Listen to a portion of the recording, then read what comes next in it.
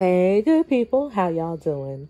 So today I'm going to be giving you all my review of The Real Housewives of Beverly Hills. You guys, please remember to like, comment, and subscribe. I definitely want to hear what your thoughts were on this particular episode. To me, it's the hypocrisy of it all. How dare Lisa Rinna try to say that she has PTSD based upon Kathy's alleged meltdown when she's best friends with Erika Jayne, and we've all seen Erika Jayne act a fool on every last one of these women in this group. Not to mention, Lisa herself has made a fool of herself this entire season when she was coming after Sutton time and time again. I mean, like, really, Lisa? Just as viewers, we all have PTSD watching you on the screen, so please save it. The episode opens up with Lisa and Kyle. They're leaving the Aspen house. Kyle lets us know that Kathy is refusing to come out of her room, almost as if Kathy is some little child.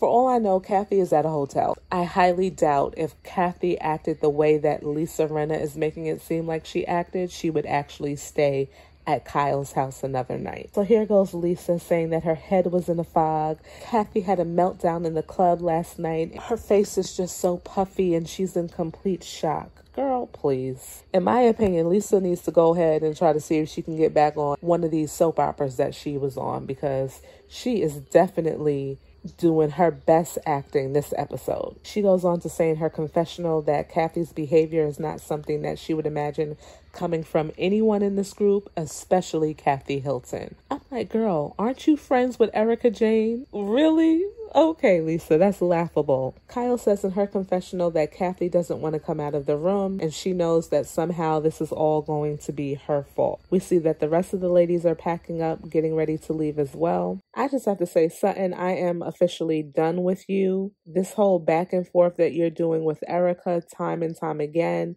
is exhausting, and it just shows that you have not learned your lesson. Erika cannot be trusted. You know that saying, fool me once, shame on you, fool me twice, shame on me? That definitely applies to Sutton in this particular situation. Erika says on the plane when she screams out, it's coming from a place of pure anger. She was mad because she didn't feel heard from the rest of the group, so she apologizes to everyone. I mean, I have to say this is probably the first time that we actually see Erika take any responsibility or accountability for the things that come out of her mouth. On one hand, it's nice to see it. On the other hand, I don't believe it. So here goes Sutton over there crying. Girl, get yourself together and stop. Mauricio asks where Kathy is. Kyle said that she got a text that Kathy said she was not getting on the plane. So we already know we're not going to see her. Erika says in her confessional that Kathy had a meltdown in the club the night before and all of the women saw, which is why she's not surprised Kathy didn't come on the plane. Sutton says in her confessional that Kathy wanted everybody to do the conga line with her and nobody was really interested. Next thing she knows, Kathy is up in her face saying, if you don't go home with me, you're not my friend. And that's about as much as we could get out of Sutton regarding the situation. Then we have Crystal's confessional where she says that she saw the commotion, but did not feel like it was anything that could be that bad. On the other hand, in Diana's confessional, she says that Kathy was raging at the girls and mostly at Kyle. Do I believe that Kathy was definitely having some type of meltdown or was displeased with something? 100%, yes, I do. Do I believe that she probably was screaming on her sister? Absolutely. Do I agree that she probably, in hindsight, would find this behavior embarrassing and would not want other people to know about it? Absolutely. The thing that I don't agree with is Lisa Rinna's description of Kathy's behavior. If she was already acting a certain type of way in the club, what would make her stop acting that way? She's already showing, quote unquote, her true self in front of the women. So why not just continue on? Why wait until you're isolated with Lisa Rinna to then act a fool? And on another note, how is it possible that there's no camera footage, there is no audio, there is no nothing of Kathy behaving this way, when we all know one thing about Bravo and these housewife franchises? If they can't get no video, they're definitely going to play the audio. And we see nothing. So that's why this whole situation is just not adding up for me. Maybe you all have a different perspective and you can leave a comment and let me know. So Kyle describes the night as Kathy being pissed off about something. What that something is, Kyle says that she does not know. Kathy wanted her to leave the club, and Kyle's like, no, we just got here. I'm not leaving. Being that nobody wanted to leave with Kathy, including her sister, which I'm just like, Kyle, you saw how upset Kathy was at the hat place earlier. Why wouldn't you take this opportunity to just go home with her? Like, I know Kyle is all about her partying, but girl, if you see that your sister is in any type of distress, you as her sister should kind of make sure that she's good. Wouldn't you all agree? So Rinna steps up and says that she'll go home with Kathy. In the car, Rinna says that Kathy was saying things like she's going to take NBC down, she's going to take Bravo down, and ruin everyone. She was apparently talking about the rest of the women on the cast and saying all types of things that Lisa cannot repeat about Kyle and her family. Some of which includes her saying that she will destroy Kyle and her family. In Kyle's confessional, she's saying that she was looking at Erika's phone as Lisa was texting a play-by-play of what was happening with Kathy. So Kyle kind of got the gist of everything that was happening. How is it that Lisa is more concerned or more hurt or more troubled by the things that Kathy was saying, and Kyle herself, which according to Lisa, everything was directed mostly toward Kyle, wasn't after reading the play-by-play that Lisa sent Erika? I would think that Kyle would be a whole lot more upset with Kathy than what she's putting on for the cameras. So Kyle goes on to say in her confessional that after seeing Erika's phone and what Lisa was saying, she didn't want to go home, which is a crying shame because that is your house. I would never let somebody make me feel like I couldn't be comfortable in my own home. That's just me. Let's just say for intensive purposes that we 100% believe everything that Lisa Rinna is saying about Kathy's alleged meltdown. Lisa lost all credibility with me when she went in that confessional and started to say things like Kathy is jealous of Kyle because Kyle is more known, more successful. She's still upset about Mauricio leaving the Hilton real estate agency and starting his own, and the fact that Kyle did the movie about their family called American Woman. When you start taking digs at people like that, like as if Kyle is more of a star than Kathy Hilton, that makes me question your story. Things like that with Lisa just don't add up. The fact that she's the only one who heard all of this craziness coming out of Kathy's mouth. I mean, for crying out loud, she was texting Erika, why not record all of this mess? You know people are going to be questioning you on it. It just doesn't make any sense to me. And for me, if 2 + 2 is not equaling 4, there's a problem. So on the plane, Crystal invites all of the ladies to her Great Gatsby and Roaring 20s themed birthday party. Now all of the ladies are back in California, and Crystal is having a chat with her husband, just filling him in on all of the things that happened during the Aspen trip, telling him that, listen, if these women act up, I think we should just lock them in Zoe's slime den and have them figure it out. I was like, wait a minute, her daughter has a whole den dedicated to slime? That is like a kid's dream. Now we're over at Kyle's and she is packing her bags as she's headed out to Georgia to finish filming the Halloween movie that she's in. She says she is sorry that she's going to be missing Crystal's birthday party, but she's not sorry because she's not ready to answer all of the questions that these women are going to ask her about the Aspen trip and to have to deal with Kathy. Usually when something happens in a group on a show like this, you will see multiple conversations with the women talking about the incident. Throughout this whole episode, it's really just one major time that the topic of Kathy's alleged meltdown is brought up. So was it as bad as Lisa Rinna is saying or nah? That's what I'm gonna need to know. Kyle also reveals in her confessional that she has not talked to nor has she seen Kathy since the Aspen trip. Apparently, according to Kyle, Kathy did go and get a hotel room and maybe stayed an extra day or so before heading back to California. I don't know if Kyle's dogs have done something to the producers of the show, but every chance they get, they are showing these dogs chewing up Kyle's stuff, eating stuff off of people's plates. I mean, Kyle, what did your dogs do to the producers? Dorit and Erika are going to a chocolate store where they can make chocolates and kind of chit chat. They do discuss Garcelle being on the reel and discussing the story about Erika's earrings. Erika goes on to say to Dorit that the ones that are really doing the best are really the ones that are hiding the most. So we already know she's talking about Kathy. And Dorit is trying to play dumb like, who are you talking about? Dorit then gets in her confessional and says, you should think twice before challenging someone like Kathy Hilton. She's been in Beverly Hills her whole life, and she's very powerful, this, that, and the third. I can already see at this particular part in the episode that Erika and Lisa Rinna are trying to shift the conversation over to Kathy Hilton and this alleged meltdown to try to almost erase Erika's complete PR disaster. They know people are going to have a lot to say about the things that Erika was saying regarding these victims, and I'm sorry, the two just are not the same for me. Kathy basically having a meltdown and talking badly about her sister, and Erika not showing any remorse for actual victims that her husband defrauded are two completely different things. So if these two women think that that's how they're going to change the narrative, there's something very wrong with them. And just to throw out a conspiracy theory, do you all believe that Kyle is in on this whole situation as well, just so that she can get back in the good graces of Erika? Because we all know Kyle had a complete meltdown herself in Aspen when Miss Erika wasn't talking to her and didn't want to come to do the hats with the rest of the group. You all let me know what you think about that. Now the women are all getting ready to go to Crystal's birthday party, and Dorit's daughter, oh my goodness, she is so cute. I think her name is Phoenix.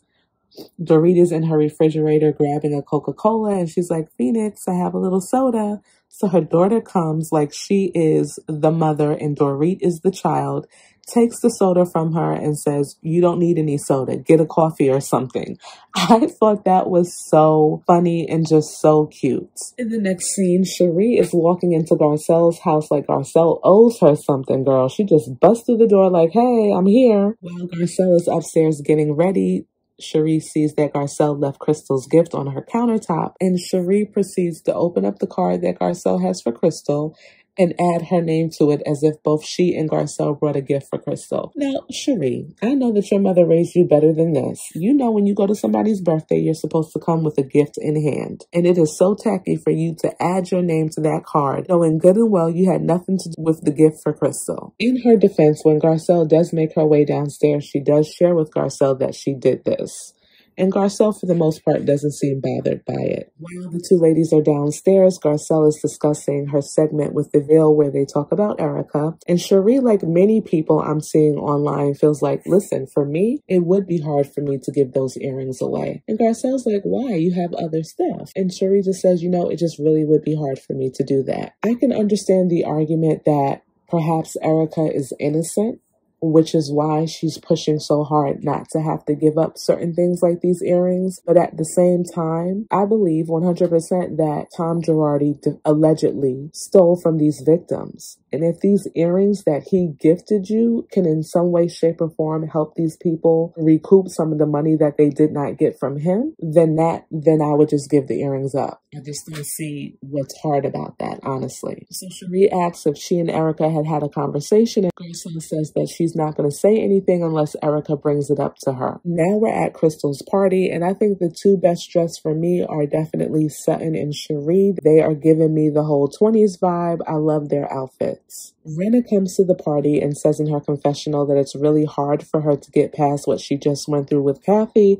and says that she feels like she now has PTSD. The girl who is good friends with Erika Jane, the girl who lashed out several times on Sutton this season, the girl who came for Kim Richards, the girl who came for Denise Richards, and the girl who came for Yolanda, is saying that Kathy's alleged meltdown gave her, that same girl, PTSD. Whatever you want to say, Lisa. Kathy arrives, and in Rinna's confessional, she says that she is super uncomfortable because Kathy's acting like nothing ever happened. All of these women do that, so I don't know why that comes as such a surprise for Lisa Rinna. Girl, please go sit down somewhere. She goes on to say that if these women knew what Kathy said about them, they wouldn't be real happy. It's effed up on every level. Well, my thing is, what did Kathy say? Because I'm feeling like, Lisa, you're still trying to get your story straight. Like, just say it. You have no problem making people own this and own that. Make Kathy Hilton own what it is that she allegedly said during this alleged meltdown. So Rinna walks away from Kathy greeting everybody and doesn't even say anything to her. The ladies all go down to what Crystal calls the parlor, which is really just their basement. And to be honest, guys, the basement,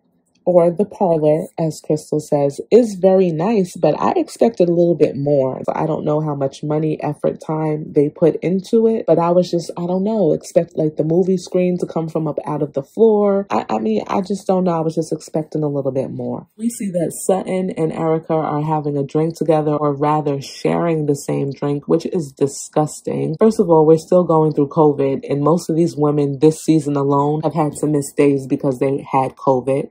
Secondly, Sutton, you don't know where Erika's mouth has been. You know that she's having all of these alleged relations with people, so why would you be drinking from her cup? Oh, that's disgusting. But I digress. I've already told you guys I'm not really feeling Sutton trying to be cool with Erika, because we all know where that road ends. So Erika is saying that she drove by the Pasadena home that she and her husband used to share together, and how it was a big chapter of her life, but she has to move on.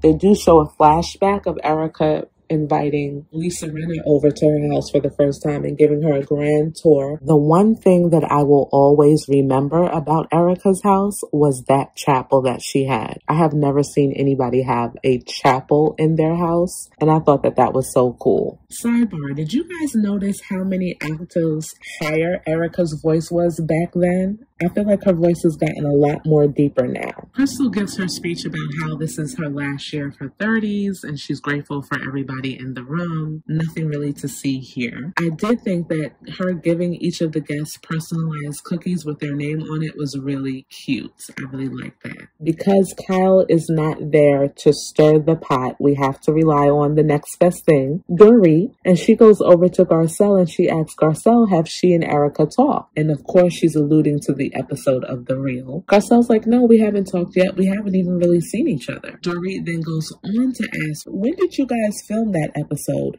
Was it before or after the Aspen trip? Garcelle, of course, says that the episode was filmed before the Aspen trip. It's like, Dorit, are you a lawyer or something? Why are you trying to gather all this information? Just being messy. Dorit says in her confessional that if she was Erika, she would be really hurt that Garcelle didn't give her the heads up. She says it's like Garcelle threw a grenade and made it seem like it was coming from a place of concern. What grenade did Garcelle throw? I mean, you guys already know my thoughts. Yes, Garcelle should have let Erika know what was going on, but one could also argue that she and Erika are not even cool like that. So Lisa Rinna is off at the bar. She's been pretty much sitting by herself, and she gets up and leaves.